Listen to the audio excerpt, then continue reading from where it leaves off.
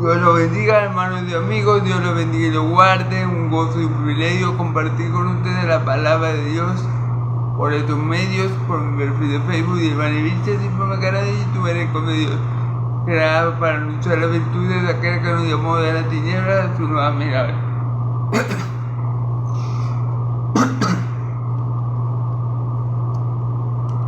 Dándole gracias a Dios por todo lo bueno que ha hecho en mi vida, dándole gracias a Dios porque puedo decir, Ebenezer, Dios me ha traído hasta aquí, y dándole gracias a Dios porque Él ha sido bueno y para siempre es su misericordia.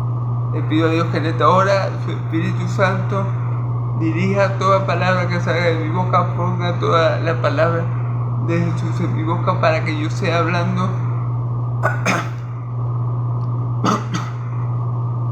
lo que el Padre y el Hijo me den a hablar para gloria y alabanza de su santo nombre. Se lo pido todo al Dios de Israel en el nombre poderoso de Jesús. Amén. De Jesucristo. Amén y amén.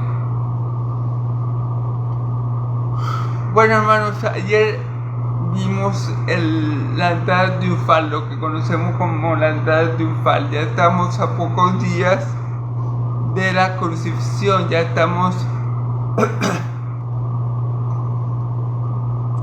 casi llegando al clímax de los evangelios.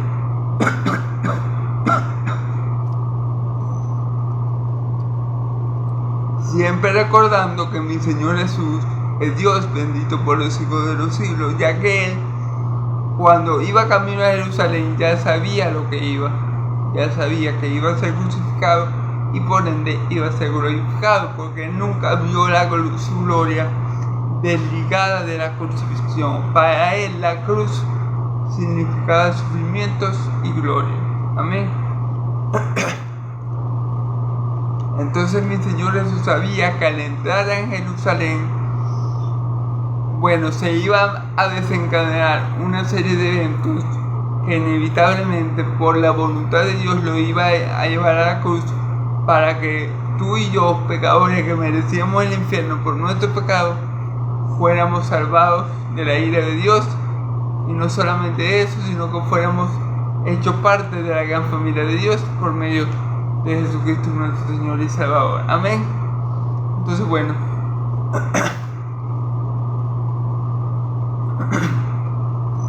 Jesucristo entra a Jerusalén, lo reciben como un rey, entra humilde y manso en un pollino de Ana, cumpliendo la profecía de Zacarías 9, si no me equivoco, y de Zacarías. Y claro, ellos esperaban, es decir, los judíos, que cuando el Mesías entrara a Jerusalén, comenzara a reinar de una vez, comenzara a reinar sobre Jerusalén y sobre todo. Los judíos de la época pensaban así. Pensaban, no, el Mesías va a llegar, se va a sentar en el trono de David, va a cumplir la profecía anunciada por Dios por medio del profeta, y va a cumplir el pacto davídico que está descrito en 2 Samuel 2:7.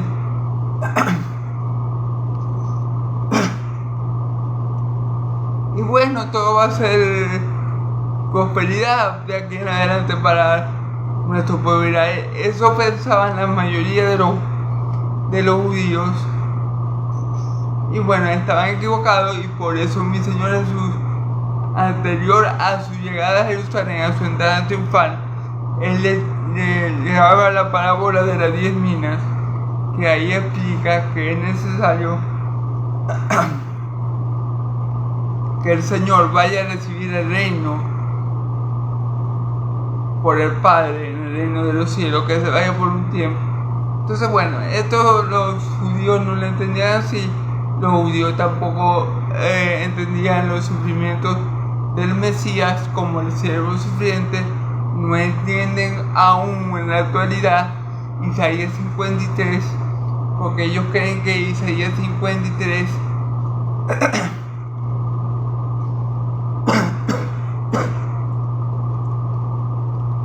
ellos creen que Isaías 53 habla sobre el pueblo de Israel, sobre Israel como nación, cuando nosotros los hijos de Dios sabemos que Isaías 53 es el retrato vivo de mi Señor Jesús. O sea, Isaías 53 habla específicamente de los padecimientos de Cristo en la cruz de Calvario. Entonces, los judíos de la época no entendían esto, y sin embargo lo reciben como rey, esperando que él se siente en el trono de David y su padre y reine. Y le dicen: bendito el rey que viene en el nombre del Señor, paz en los cielos y gloria en las alturas. ¿Por qué? Porque el rey que Dios va a establecer sobre Jerusalén, mi Señor Jesús, cuando venga por segunda vez, Él va a restaurar todas las cosas, tanto en los cielos y en la tierra, y va a traer un verdadero reinado de paz, porque ya no va a haber guerra.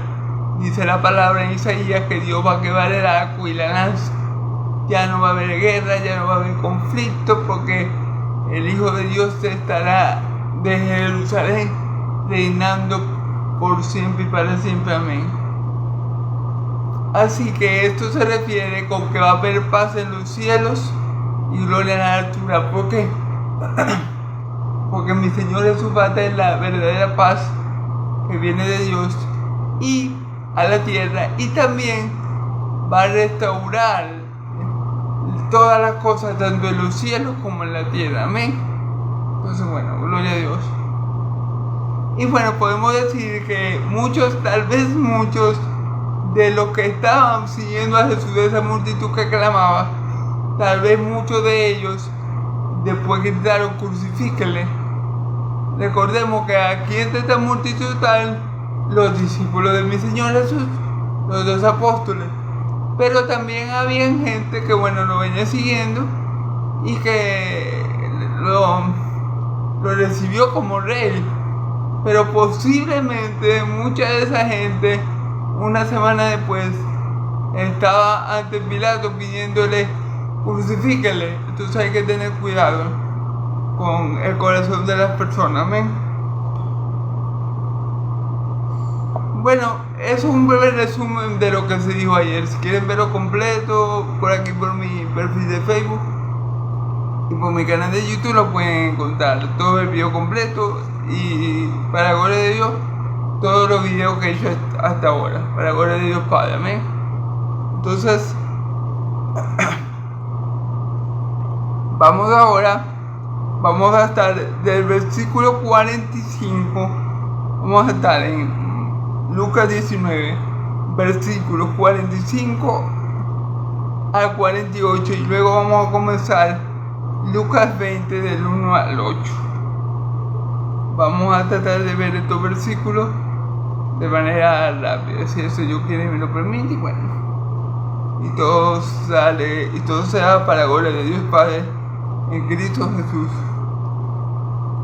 y en el poder del Espíritu Santo. Amén, amén. Ok, leemos la palabra en nombre del Padre, del Hijo y del Espíritu Santo.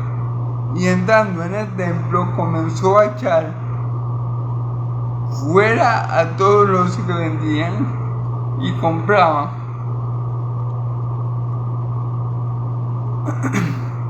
en él, diciéndoles: escrito está, mi casa será llamada, mi casa es casa de oración, mas para vosotros la habéis hecho cueva de ladrones. Y enseñaba cada día en el templo, pero los principales sacerdotes y los escribas y los principales del pueblo procuraban matarle, y no había más nada que pudiera hacerle, y no hallaban que pudieran hacerle, porque todo el pueblo estaba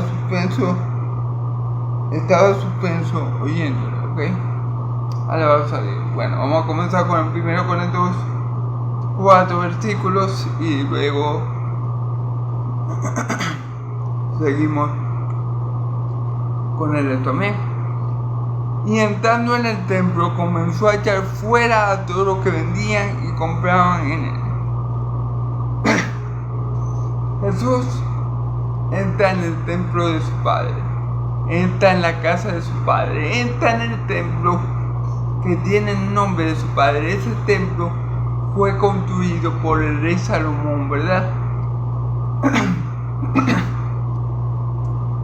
No, perdón. Ese templo, el segundo templo que había tenido Israel, el que hizo el rey Salomón, fue el primero, ¿verdad? Pero el templo para Israel, para los judíos, significaba el lugar donde la presencia de Dios moraba, la presencia especial de Dios moraba entre ellos, o como le llamamos también la Shekinah de Dios, ¿verdad? La presencia especial de Dios. Lo mismo que el tabernáculo que Moisés, a imagen y semejanza de lo que le dio Dios, hizo en el desierto, ¿verdad? Y este es el punto. El punto es que mi Señor entra a la casa de su Padre y comienza a echar a todos los que vendían y compraban en él. ¿Por qué? ¿Por qué mi Señor Jesús echó a las personas que estaban en el templo? Porque como les estoy diciendo, el templo fue hecho, o el objetivo de Dios para hacer, por lo cual mandó a hacer el templo, primeramente el tabernáculo y después el templo al rey Salomón, era tener un lugar donde estar, que pudiera estar en medio de su pueblo. La presencia de Dios estaba constantemente en el tabernáculo que Él le hizo a Moisés, que Él le mandó hacer a Moisés. Igual la presencia de Dios estaba en los templos, en el templo que el rey Salomón edificó, y en este segundo templo que se había edificado. Israel era el único pueblo, la única nación, los únicos seres vivos que tenían el privilegio de contar con la presencia del único Dios viviente entre ellos, y el lugar donde esa presencia se posaba o moraba era en el templo. Así que para eso es el templo. Claro, de más está decir que no hay un templo que pueda contener a nuestro Dios, porque el cielo es el trono de Dios y la tierra es el estado de sus pies. El hombre no puede construir con sus manos un templo para albergar a un Dios tan grande y tan majestuoso como el de nosotros. Como el Dios de Israel no lo puede hacer, pero por orden de Dios y por voluntad de Dios, Dios quiso preparar un lugar en la ciudad santa, es decir, en Jerusalén, para Él morar desde allí, en medio de su pueblo.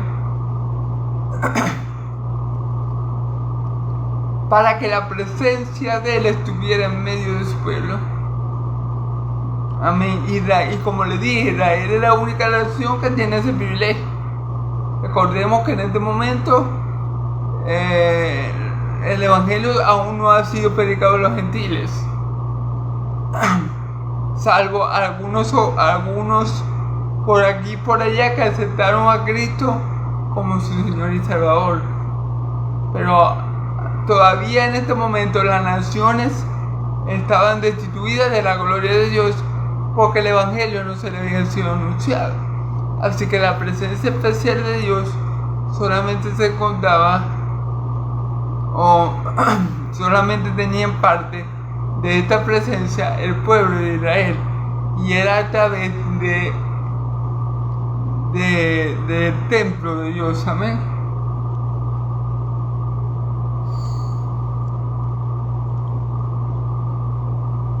Pero fíjense bien, dice que comenzó a echar fuera a todos los que vendían y compraban en él. Fíjense lo que estaban haciendo. Aquí no dice que los que estaban en el templo estaban adorando. Aquí no dicen que los que estaban en el templo estaban leyendo la Torá. Aquí no dicen que los que estaban en el templo estaban ofreciendo sacrificios por los pecados o sacrificios de paz al Dios viviente. No, estaban comprando y vendiendo, hermano.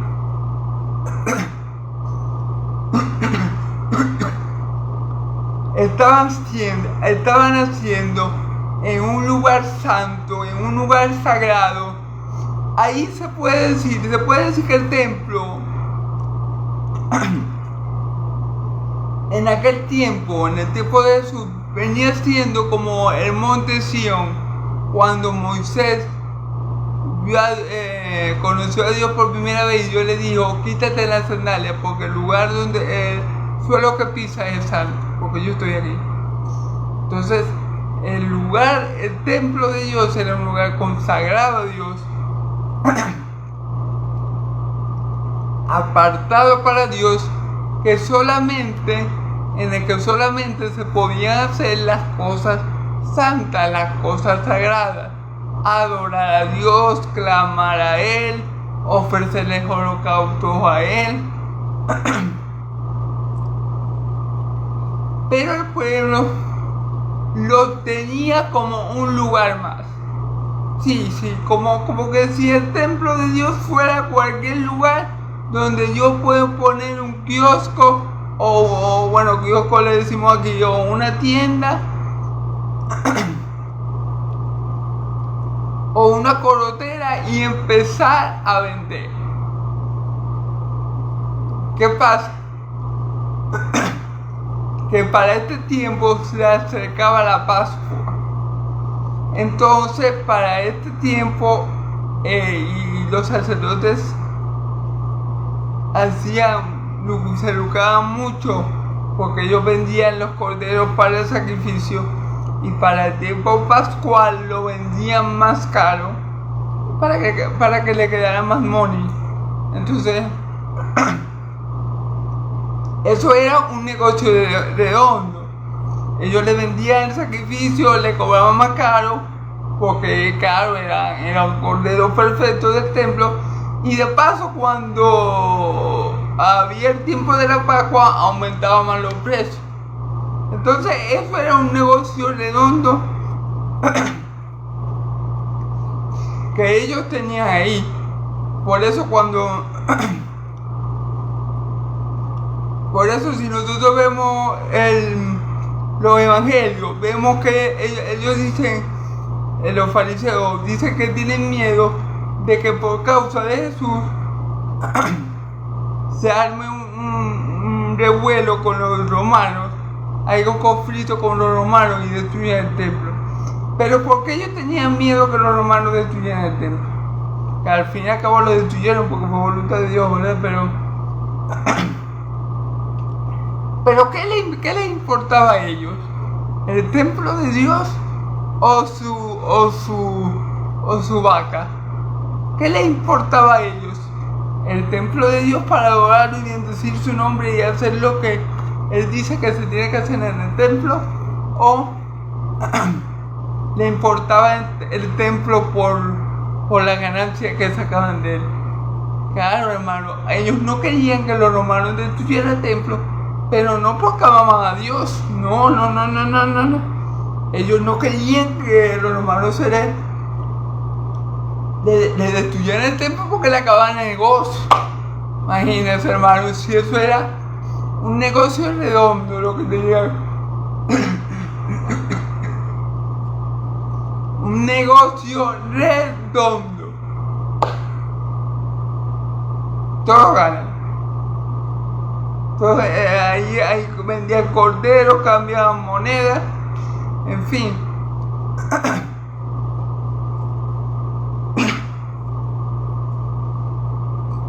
Por eso Jesús los echó fuera, porque Dios por eso Jesús los echa fuera, porque ellos estaban haciendo algo desagradable, algo repulsivo, algo abominable delante de los ojos de Dios, porque se está lucrando de las cosas santas, está mezclando lo mundano con lo santo, y esa mezcla es fuego fatuo, fuego réprobo delante de los ojos de Dios, hermano. Fuego extraño es la palabra que está buscando. Esa mezcla de mundano y santo es fuego extraño delante de los ojos de Dios, lo que ellos estaban haciendo en ese lugar. Recordemos que si somos tibios y no fríos ni calientes, Dios nos vomitará. ¿Qué quiere decir? Que Dios nos desechará, que Dios nos apartará de Él. Esto es lo que está pasando aquí. Estos fariseos, hijos del diablo, por esto, por el amor al dinero, tenían el templo de Dios, que es para cosas santas, que es para orar, que es para hacer sacrificios por los pecados, por la paz, que es para ofrendar. Pero ellos lo tenían como un vulgar mercado, y por eso Jesús se aira mucho y los saca a patadas de allí, y los saca del templo. Amén. Ahí fue la única vez que vimos que mi Señor Jesús se airó con esa gente del templo, y bocó las sillas, y bocó las mesas, y sacó a los cambistas y a los que vendían, cumpliéndose la escritura: el celo por tu casa me consumió. Ahora, ojo, que aunque mi Señor Jesús se airó y sacó a esa gente a patadas de allí, mi Señor Jesús no pecó. Ojo, porque es muy diferente. Mi ira es muy diferente cuando yo, un ser humano pecador, me airo, porque en la ira mía no obra la justicia de Dios. Pero cuando el Hijo de Dios, el Verbo encarnado, la segunda persona de la Trinidad, se aira, hasta esa ira lo lleva a hacer la voluntad de Dios. Mi Señor Jesús, hasta airado, hace la voluntad de Dios. Amén. Cosa muy diferente a la ira de nosotros, que nosotros cuando estamos airados perdemos la cabeza y podemos hacer cualquier disparate y cualquier mal, que casi siempre poco después nos arrepentimos. Amén. Entonces quiero aclarar esto: aunque mi Señor Jesús se airó, Él no pecó, sino que más bien, como su ira es santa, porque Él es santo, ¿verdad?, esa ira lo lleva a obrar conforme a la voluntad del Padre y a sacar a esos ladrones que estaban lucrando con las cosas santas, que tenían las cosas santas como medio de ganancia, lo cual Dios aborrece. Tenemos que hacer distinción, hermano, entre lo mundano y lo santo. Hay lugares donde uno puede vender lo que uno quiera, donde uno puede hacer lo que uno quiera, pero los lugares consagrados a Dios son de Dios. Amén.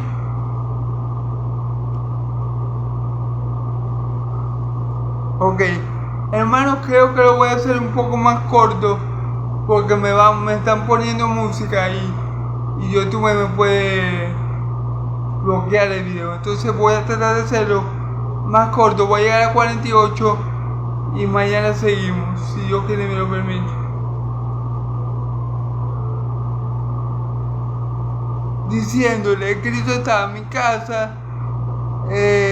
casa es casa de oración, mas vosotros la habéis hecho cueva de ladrones.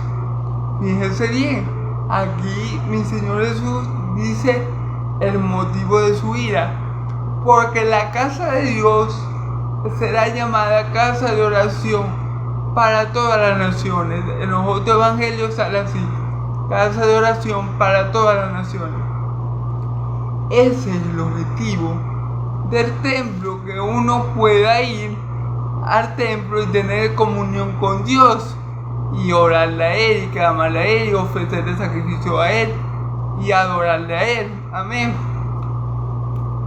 Ese es el objetivo de el templo. Entonces por eso es el enojo, por eso es la ira santa de mi Señor Jesús, porque están haciendo en la casa del Padre algo que está mal, algo que ellos pueden hacer en cualquier otro lugar. El lugar donde está la presencia de Dios, porque está la presencia de Dios precisamente, es un lugar santo, es un lugar consagrado, es un lugar apartado de todo mal, y es un lugar al que uno va es a buscar esa presencia de Dios, no hacer lo que yo pueda hacer en el resto de los lugares, porque yo puedo vender o comprar en cualquier otro lugar.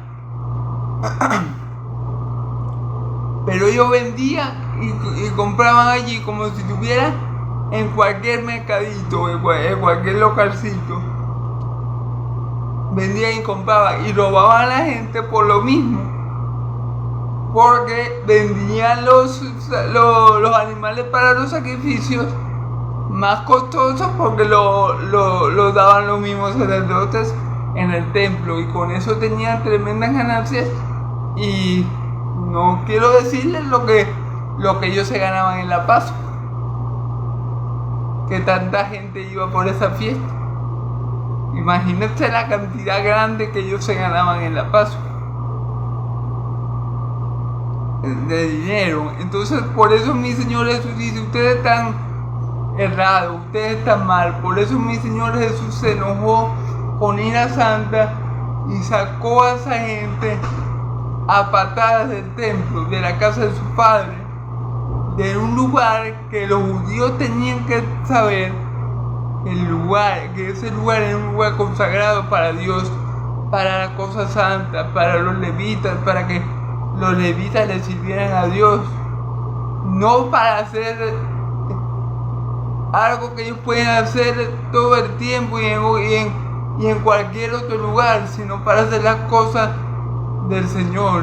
Entonces por eso fue el enojo del Señor.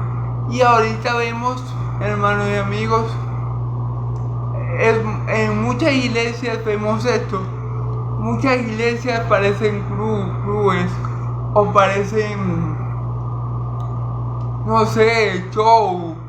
Bailan, saltan, tienen luces. Muchas iglesias, lamentándolo mucho, han caído en eso, de que son iglesias que entretienen a la gente, de que son iglesias y ahora que tienen bares y todo, son iglesias que parecen discotecas, porque se ha querido mundanalizar las cosas de Dios, y las cosas de Dios no se pueden mundanalizar, porque Dios es santo. Dios está apartado de todo eso. Ahora, lamentándolo mucho, hay iglesias que son cuevas de ladrones, hermano. Hay iglesias que son cuevas de ladrones. Y bueno, Dios juzgará las tales, ¿verdad? Pero en este momento, en este pasaje que estamos viendo, mi Señor Jesús, la segunda persona de la Trinidad, estando allí presente en carne, no podía permitir que ensuciaran, que mancharan, que corrompieran la casa del Padre. Y por eso fue el enojo, por eso fue la ira, por eso fue la conducta que tuvo mi Señor Jesús de expulsar a toda esa gente. Que Él sabía que su corazón no estaba precisamente en las cosas de Dios, sino en la lana, sino en el dinero que corrompe, el dinero que puede corromper a cualquier hombre, ¿verdad? Entonces, bueno, hay que tener mucho cuidado porque hoy en día también tenemos muchas iglesias, hermanos, que como el templo de Jerusalén en los tiempos de mi Señor Jesús está corrompida, se ven shows, pastores que se dedican puro a pedir diezmos, o que la prédica es para incentivar a diezmar, o pastores que dicen no, si no sembráis no vais a recoger, si no sembráis 100 no vais a recibir 1000. Todas estas cosas, hermanos y amigos, así como había cueva de ladrones en el templo de Jerusalén, en la actualidad, también en las iglesias actuales encontramos muchas iglesias que en vez de estar haciendo las cosas santas, tienen la iglesia como un negocio y como cueva de ladrones. Así que hay que tener mucho cuidado y pedir a Dios mucha guianza y mucha sabiduría al momento de escoger una congregación hoy en día. Amén. Y enseñaba cada día en el templo, pero los principales sacerdotes, los escribas y los principales del pueblo procuraban su muerte. Jesús, desde que entró a Jerusalén,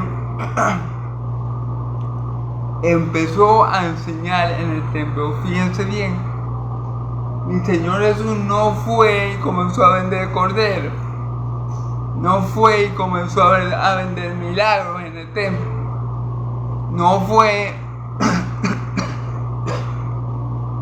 Él fue, y ¿qué hacía? Enseñaba la palabra de Dios, enseñaba el evangelio del reino de los cielos. Eso mismo es lo que tenemos que imitar nosotros en la iglesia, hermano.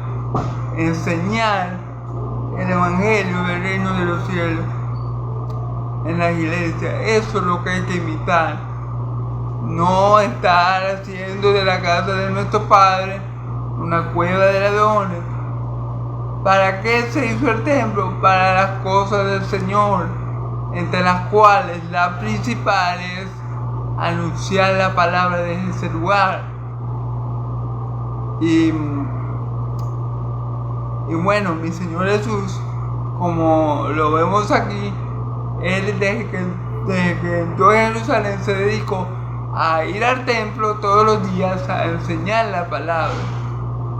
Eso es lo que se debe hacer, no convertir un templo, no convertir algo consagrado a Dios en algo que parece más bien del mundo, en una discoteca cristiana, o en un teatro, o en un circo. No. La casa de Dios es para hacer la voluntad de Dios, es para adorar a Dios, es para proclamarlo desde allí, es para enseñar su verdad, es para anunciar su evangelio, no para entretener a unos o a otros, no para lucrarse por medio de la fe de otros. Amén.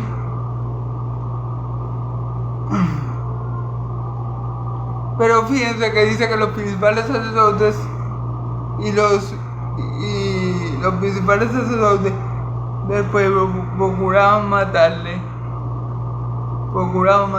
Fíjense que, claro, a los fariseos y a los sacerdotes de allí no les agradó la forma de actuar de mi Señor Jesús, porque lo ha hecho como perros de la casa de Dios. Y a los que vendían y compraban, no a los fariseos, pero ciertamente a los fariseos se les estaba cayendo el negocio. O sea, Jesús estaba afectando el negocio de los sacerdotes y de los fariseos, que era lo que al fin y al cabo se lucraban con toda la ganancia que el templo producía con los que compraban y vendían. Entonces, obviamente a ellos no les pareció bien lo que mi Señor Jesús hizo. Obviamente ellos se molestaron porque ellos dirán: ajá, ¿y quién es gente? ¿No va a tumbar el negocio? Nosotros somos fariseos, somos levitas, tenemos derecho de estar en el templo. Sí, es verdad, esos fariseos, pero Dios estableció específicamente las obras, las cosas detalladamente que se iban a hacer en el templo y para qué le iban a hacer. Entonces, bueno, obviamente a los sacerdotes de la época eso le cayó como una patadilla, lo que dice mi Señor Jesús. O sea, ay, ¿quién se cree que llega aquí, arma este alboroto, boca las mesas, las sillas, saca a lo que cambian monedas, sacan a los que venden? ¿Quién se cree que no, hay que matarlo porque nos va a tumbar el negocio? Y precisamente ese fue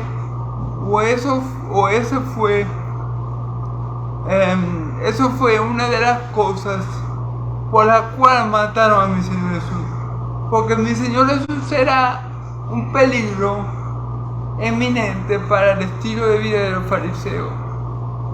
Porque ellos no querían la cosa de Dios, no. Ellos querían estar en ese lugar de privilegio que ellos estaban. Ellos querían mantener el estatus religioso que ellos tenían. Y precisamente mi Señor Jesús era un peligro eminente para ese estatus religioso. Entonces eso fue también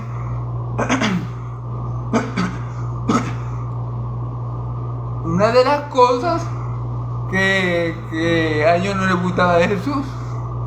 Porque, ¿qué pasa? Que los fariseos estaban bajo el dominio de César.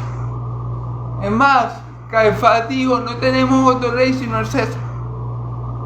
Entonces Dios no era su rey. Claro, a ellos no les importaba que los romanos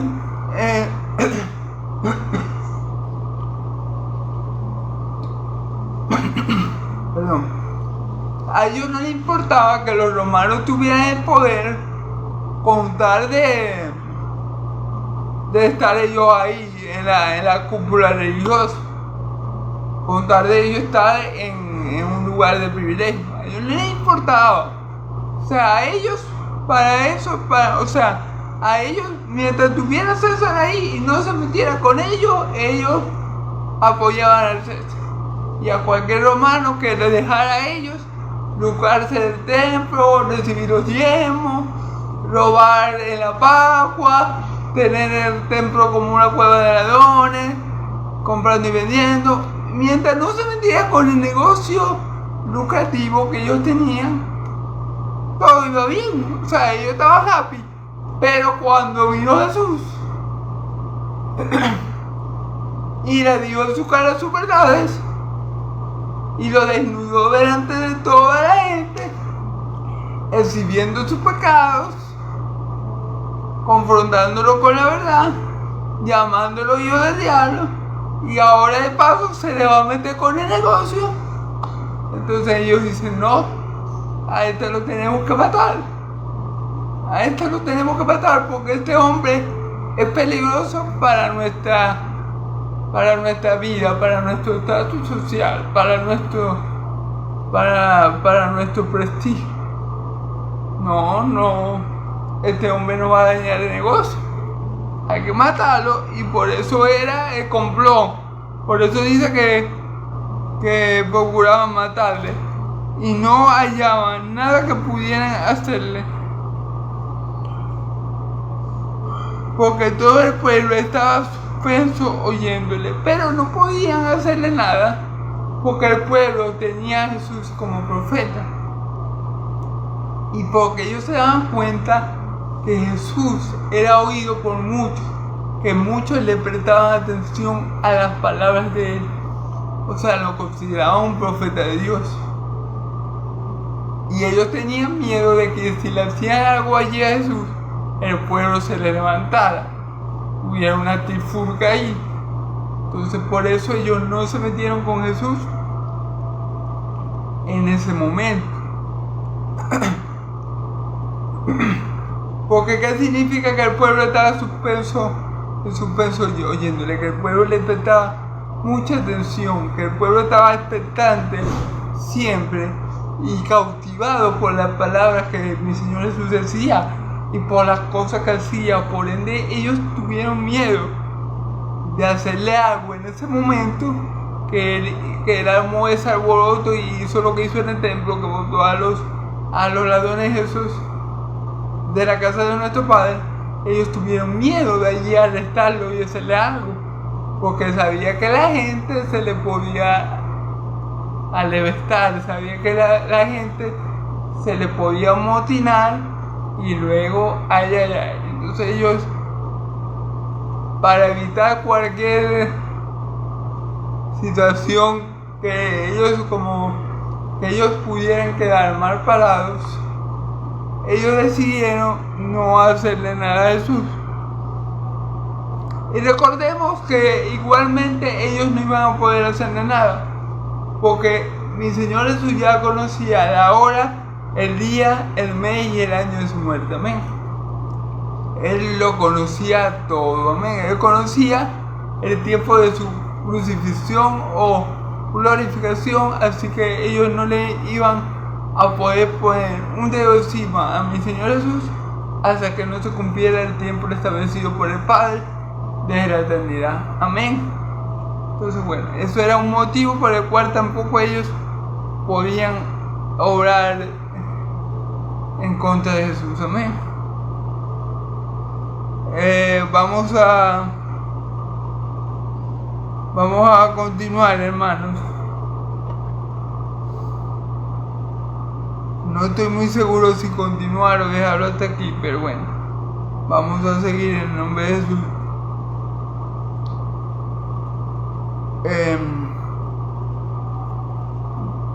Vamos ahora, vamos a comenzar con el capítulo 20 del 1 al 8. Sucedió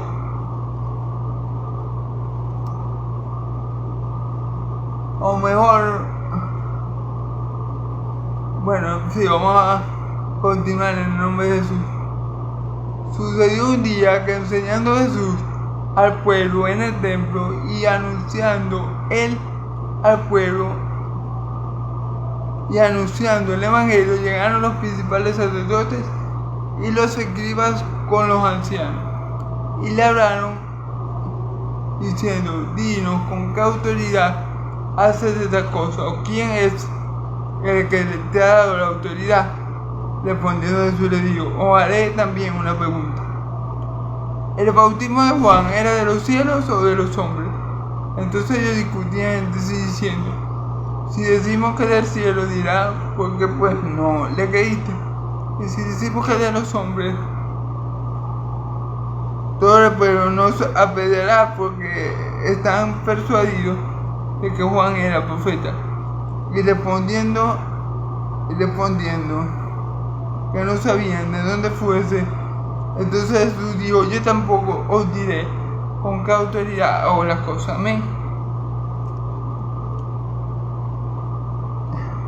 Claro, fíjense bien.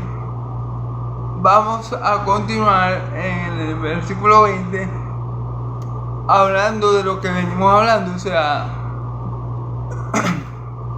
fíjense bien. Sucedió un día que enseñando Jesús al pueblo en el templo y anunciando el evangelio, llegaron los principales sacerdotes y los escribas con los ancianos. Ok, Jesús estaba un día,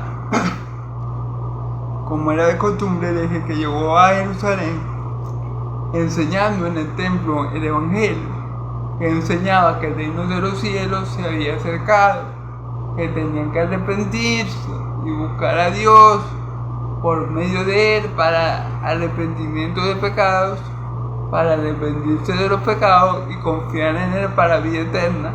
Anunciaba la buena nueva de salvación, que Dios ha decidido reconciliar al hombre consigo mismo por medio de Él, de Cristo Jesús. Eso es lo que mi Señor se dedicó a enseñar en el templo de Jerusalén desde el momento en que entró. Amén. Y en ese momento llegaron los principales sacerdotes, con los escribas y los ancianos, ¿ok? y le hablaron diciendo: dinos con qué autoridad haces esa cosa, o quién es el que te da la autoridad. Fíjense bien, Jesús estaba enseñando el evangelio del reino de los cielos, como acostumbró a hacerlo desde el día que entró a Jerusalén y va al templo de Jerusalén, de donde echó a esos ladrones de la casa de su padre a patadas, y allí acostumbraba a enseñar el evangelio, cosa que debemos imitar en la iglesia, ¿verdad? No estar haciendo show ni muchas cosas que no vienen a caso, sino más bien dedicarnos a lo que Dios ha establecido, que es a predicar su palabra y hacer las cosas que Dios le haga en la iglesia. Entonces, fíjense bien que ellos le preguntan que con qué derecho o autoridad hacer esas cosas. ¿Qué cosa? Yo supongo que están hablando de precisamente de la forma en que Jesús sacó a los ladrones del templo. Ellos están hablando seguramente, estos fariseos y estos ancianos estaban en el momento que mi Señor Jesús airó y estremeció el templo y sacó a los ladrones del templo. Y ellos le están preguntando que con qué derecho él hace esas cosas, que quién le dio el derecho a él de agarrar, volcar las mesas y sacar a los ladrones del templo. Que quién le dio el derecho a él de hacer tales cosas. O sea, quién lo había enviado a él, quién lo había mandado, quién le había dado esa autoridad para hacer en el templo eso que él hizo. Y esa fue la pregunta de esos ancianos y de las autoridades religiosas en ese momento. Es como si le dijeran: mira, ¿quién creí vos que soy? ¿Cómo vos podías hacer esto que habéis hecho en el templo? ¿Con qué autoridad? ¿Quién te mandó? ¿Quién te da a ti el derecho? Eso es básicamente lo que le están preguntando aquí a mi Señor Jesús. ¿Quién le da el derecho a él de hacer esas cosas, de volcar las mesas y las sillas en el templo, de sacar a la gente a patadas y también de predicar el evangelio? O sea, ¿quién te ha dado a ti el derecho, la autoridad? ¿O por qué tú tienes ese privilegio? ¿O por qué tú tienes esa, digamos, osadía de hacer esas cosas? Vamos a ver el versículo 3. Respondiendo Jesús le dijo: os haré también una pregunta, respondeme. Que mi Señor Jesús dijo: bueno, yo le voy a contestar la pregunta de quién me dio la autoridad a mí, yo se la voy a contestar, pero antes quiero que me contesten ustedes algo. Y aquí le dice: ¿el bautismo de Juan era de los cielos o de los hombres? Ahora le está preguntando mi Señor Jesús a ellos: ¿con qué derecho, con qué autoridad bautizaba Juan? ¿Con la de Dios o con la de los hombres? Y es una pregunta bastante inteligente. Y es una pregunta que a los fariseos lo iba a dejar contra la espalda y la pared. ¿Por qué? Porque los fariseos eran hipócritas. No es que ellos no sabían la respuesta, ellos lo sabían, pero cualquier respuesta que ellos tienen allí los iba a dejar mal parados delante del pueblo. Y eso es lo que pasa. Ellos eran hipócritas. No es que ellos ignoraban la respuesta. Es que si ellos daban una respuesta sincera, que obviamente debía ser el caso, ya que bueno, ellos deberían hablar según verdad, porque son los religiosos de la época. Pero esa respuesta si hablaban sinceramente, echando a un lado la hipocresía que les caracterizaba, los iba a dejar muy mal parados con el pueblo de Israel, con los ciudadanos, pues. Y ustedes saben que ellos guardaban mucho las apariencias. A ellos les gustaba estar bien con todo, ¿sí? Yo era como tipo políticos, que para estar bien con todo, ellos le dicen, sí, yo te voy a ayudar a todo el mundo. Ellos quieren estar bien con todo y ellos no quieren tener problemas con nadie. Entonces, ese tipo de personas eran los fariseos, por lo cual, esta pregunta que hizo mi Señor Jesús fue una pregunta que lo dejó a ellos contra la espada y la pared. Vamos a ver por qué.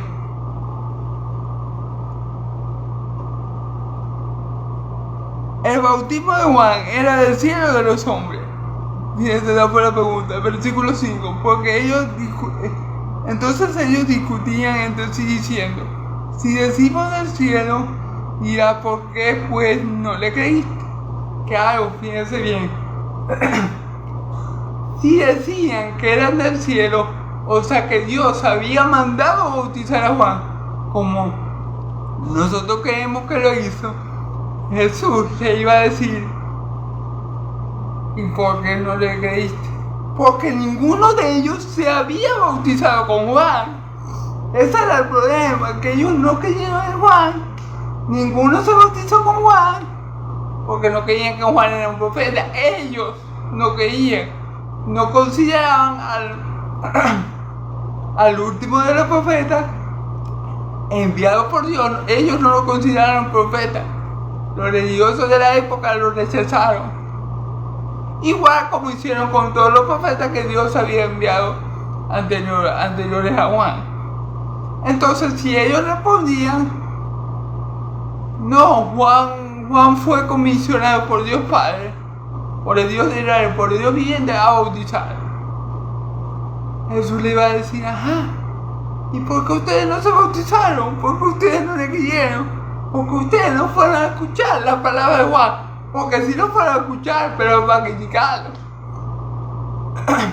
Porque si no fueron a escuchar, pero seguro dijeron que era un falso profeta. Entonces, ¿por qué ustedes no le creyeron a Juan?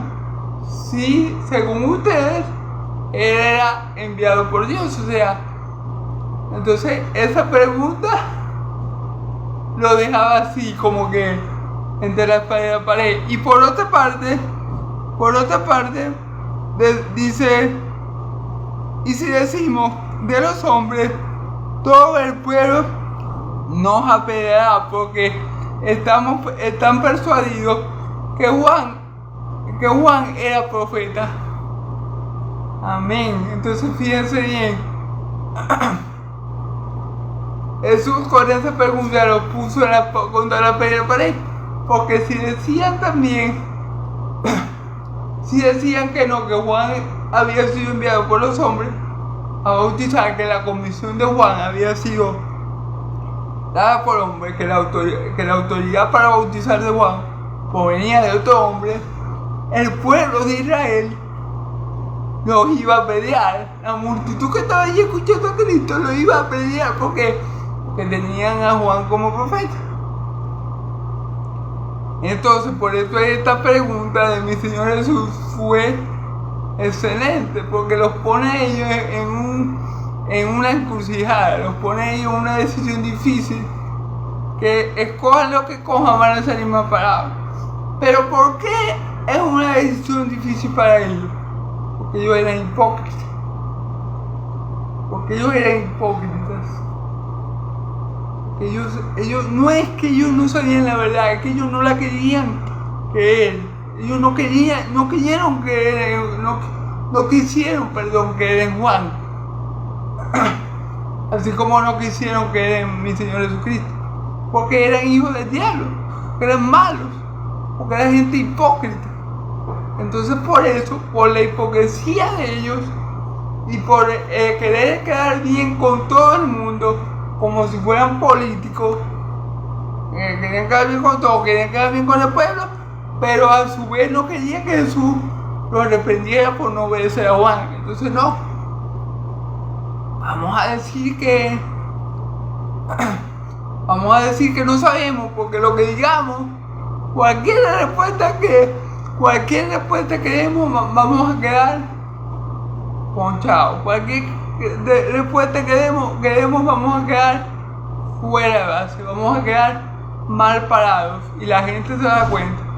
Y si no se da cuenta la gente, se va a dar cuenta de Jesús, porque Jesús no va a arrepentir y no va a decir, pero ustedes son malos, porque si saben que Dios envió a Juan, ¿por qué no se fueron a bautizar con él? ¿Por qué no le creyeron?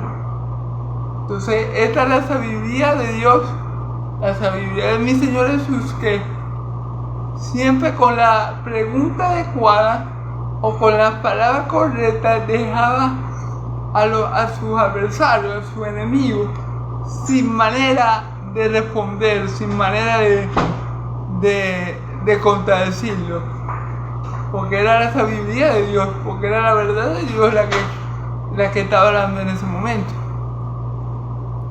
Entonces ellos siempre quedaban contra mi Señor Jesús desnudos, sin palabras, avergonzados, apenados,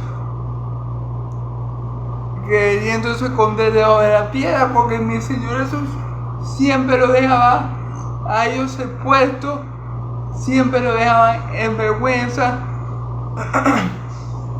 siempre descubría sus pecados.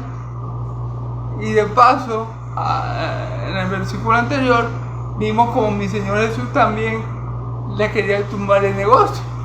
Entonces obviamente toda esta cosa que Jesús hacía, ¿por qué? Porque la hacía, porque era el Hijo de Dios, porque era la verdad que vino al mundo, porque era la luz que vino al mundo. Y cuando la luz llega, cuando la luz se manifiesta, las tinieblas tienen que huir. Mi Señor Jesús era la luz y los fariseos, hijos del diablo, eran las tinieblas. Por eso cuando mi Señor siempre estaba delante de ellos, Él los reprendía, Él manifestaba lo que ellos hacían en oculto. La gente común no los veía, Él los veía santos y buenos y hombres espirituales, pero mi Señor Jesús sí que lo conocía y se lo decía en su cara, y a ellos tampoco le agradaba mucho. Entonces esa era la situación con estos hijos del diablo. Por eso ellos siempre se oponían a mi Señor Jesús. Pero mi Señor Jesús, con preguntas brillantes como esta, con preguntas cargadas de verdad como esta, siempre lo dejaba a ellos sin opción a defenderse, a refutar, a decir algo para contradecirlo, porque cualquier respuesta que ellos hubieran dado en este momento, lo que iba a hacer era dejarlo en una mala posición a ellos. Así que la respuesta de los fariseos y de los religiosos de la época, de los ancianos, sacerdotes y los escribas, fue esta: y respondieron que no sabían de dónde fue, y respondieron que no sabían de dónde fue. Entonces ellos dijeron, no, para salir del paquete que nos ha dejado Jesús con esta pregunta, para no quedar mal comprometidos ni con la gente y para no recibir una reprensión de Jesús, vamos a decir que no sabemos. Se reunieron todos ahí, tantas cuadrados, no, vamos a decir que no sabemos, porque cualquier cosa que digamos vamos a quedar mal parados. Entonces vamos a decirle a la gente y a Jesús que no sabemos. No, Jesús, no sabemos. No sabemos quién le dio la autoridad a Juan. Esa fue la mejor respuesta que ellos consultando entre ellos pudieron encontrar para salir de la situación delicada que mi Señor Jesús lo había dejado con la pregunta que les hizo. Pero también, como yo le dije, tampoco era muy difícil la respuesta. Lo único que ellos eran hipócritas y no iban a admitir nunca que Juan venía de Dios, aunque ellos lo supieran. Pero ellos, por hipócritas, y el pecado que ellos practicaban, ellos eran hijos del diablo. Entonces ellos amaban más la mentira que la verdad. Obviamente no iban a aceptar que Juan era un profeta de Dios. Pero no era tan complicada la pregunta, sino era lo complicado para responder, era lo que ellos tenían en su corazón. O sea, si ellos no fueran ese tipo de personas hipócritas, que siempre mi Señor Jesús se los recalcó, se los hizo saber que ellos eran hipócritas, ellos hubieran respondido muy fácilmente esa pregunta. Pero como eran hijos del diablo, como no querían nada que ver con la verdad y con la luz, ellos, para quedar bien parados con el pueblo de Israel, dijeron: no sabemos quién le dio autoridad a Juan, no lo sabemos. Entonces Jesús le dijo: yo tampoco os diré con qué autoridad hago estas cosas. Y mi Señor Jesús así les dijo: bueno, como ustedes no me pueden responder, o no me quieren responder, o no les conviene responder, porque esa es la cuestión, que no tanto que no podían responder, sino que no les convenía responder, y por eso omitieron la respuesta. Mi Señor Jesús le dice: bueno, como ustedes no pueden responder y que no saben, entonces yo les voy a decir que yo tampoco les diré por quién me da a mí la autoridad de hacer las cosas que yo hago. Y recordemos que aquí esta pregunta fue hecha por los religiosos de la época, por los principales sacerdotes, los ancianos y escribas, por lo que había hecho mi Señor anteriormente, que había volcado las mesas y había sacado a los que vendían y a los que cambiaban las monedas. Y ellos, por eso vino la pregunta: ¿quién te da derecho a ti de hacer todas estas cosas que tú haces? Por eso vino la pregunta. Pero ya vemos que con la sabiduría de Dios, los humanos no pueden hacer nada. Una sola pregunta los dejó a ellos boquiabierta, los dejó a ellos sin forma de refutarle nada a mi Señor Jesús. Con una sola pregunta, mi Señor Jesús acabó esa discusión.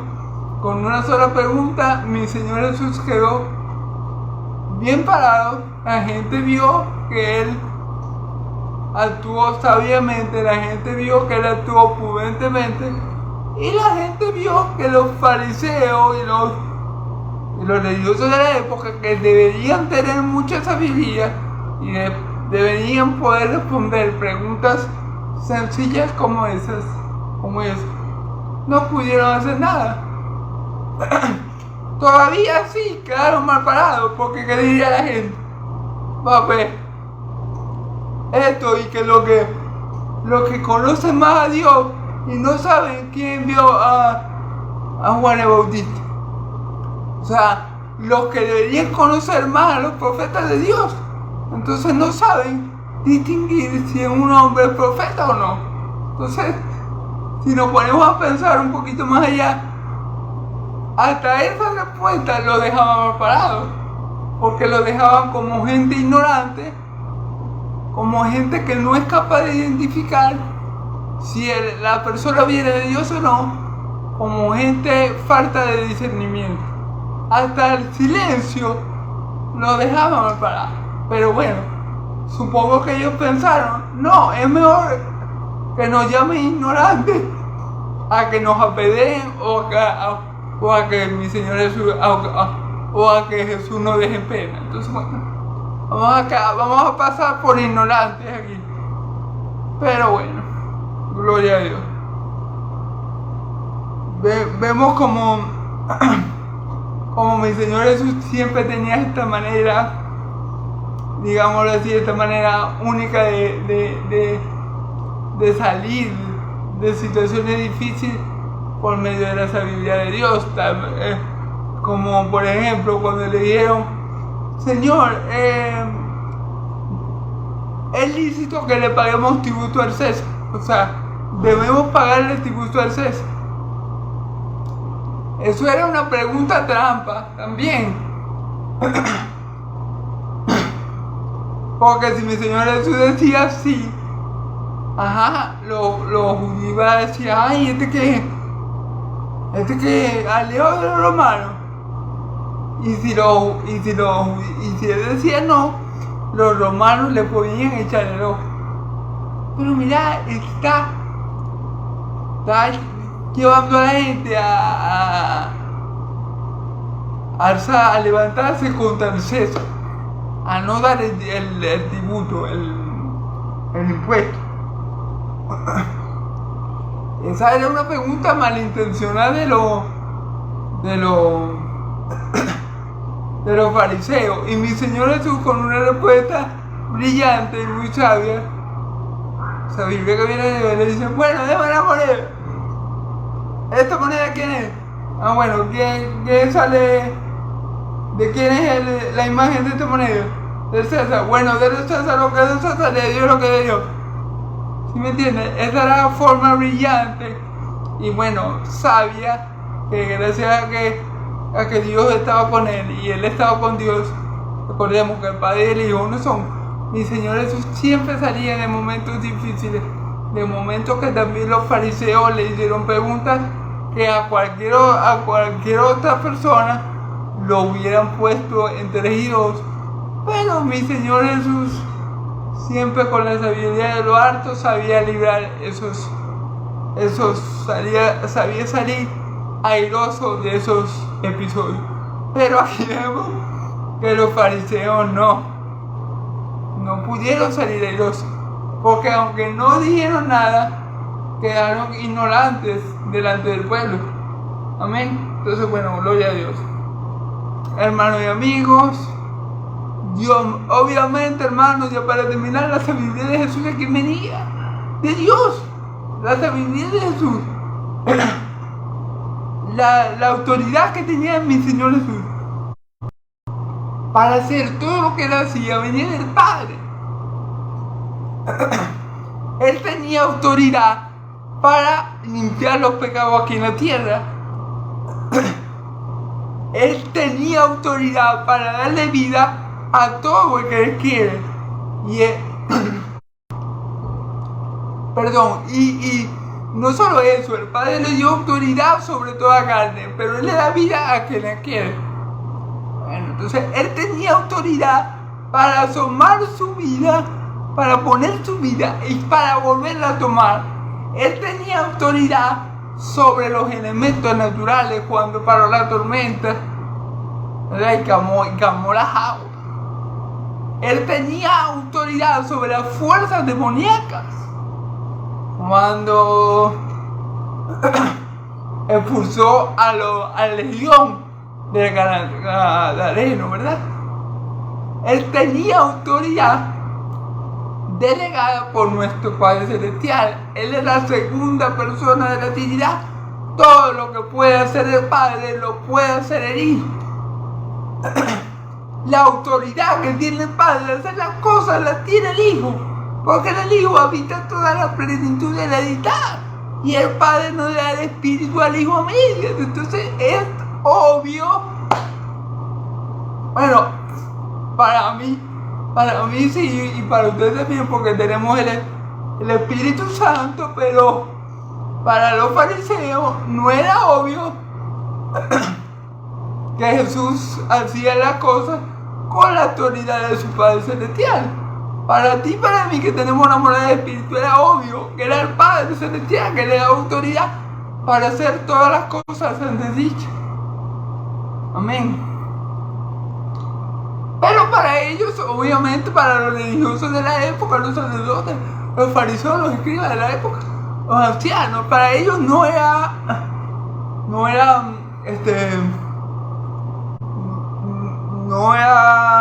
así.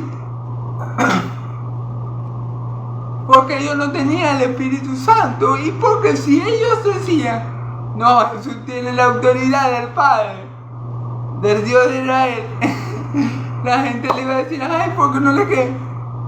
Igual como lo de Juan. Entonces, eso era lo que pasaba con estos fariseos y del diablo, que por su hipocresía, que por su ceguera espiritual, que por su muerte espiritual que ellos tenían, ellos no podían ver lo que era evidente. Pero como les digo, para nosotros es evidente, porque nosotros tenemos el Espíritu Santo que nos da fe en Cristo, porque nosotros tenemos el Espíritu Santo que nos da el testimonio, que nos hace reconocer a Jesús, a Jesucristo como nuestro Señor y Salvador. Y sabemos que Jesús viene del Padre, y que todas las cosas le fueron dadas por el Padre, y que la autoridad le fue dada por el Padre. Para los hijos de Dios eso es algo evidente. No hay que ser teólogo para eso. Pero ellos, que eran los eruditos de la época, eso no era evidente. Con qué autoridad hacía Jesús la cosa. Pero bueno, nosotros sabemos que Jesús es la segunda persona de la Trinidad, el Verbo encarnado, el Hijo de Dios, es el Hijo del Hombre y es el Salvador de nuestras almas y es nuestro Rey eterno que volverá, amén, a establecer su reino aquí en la tierra, amén. Nosotros tenemos toda nuestra esperanza en Jesús porque sabemos que toda autoridad me es dada en los cielos y en la tierra. Amén, gloria a Dios. Bueno, hermanos y amigos, Dios me los bendiga mucho, Dios me los bendiga y los guarde. Yahvé haga resplandecer su rostro sobre ustedes. Yahvé alce su rostro sobre ustedes y le dé paz, que la paz del Dios de Israel y la gracia de mi Señor Jesucristo sea sobre todo su pueblo santo. Y el pueblo de Dios dice amén y amén. Gloria a Dios.